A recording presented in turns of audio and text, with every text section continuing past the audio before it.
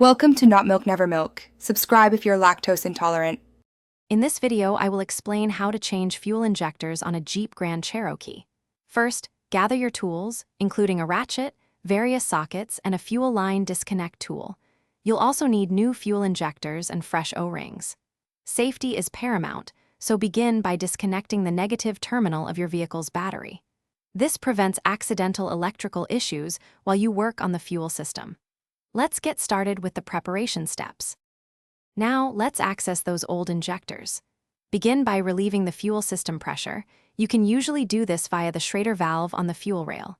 Next, carefully disconnect the electrical connectors from each fuel injector. They often have small clips that need to be pressed. Once the connectors are off, unbolt the fuel rail. With the bolts removed, gently pull the entire fuel rail assembly away from the engine to expose the injectors. With the old injectors out, it's time for the new ones. First, lubricate the new O-rings on each injector with a small amount of clean engine oil. This helps them slide in smoothly and prevents damage. Firmly press each new injector into its designated spot on the fuel rail until it's fully seated.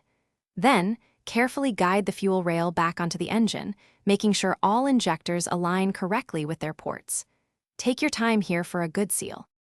For the final steps, reconnect all the electrical connectors to your newly installed fuel injectors. Make sure they click into place securely. Next, bolt down the fuel rail firmly and reattach the fuel lines, ensuring all connections are tight.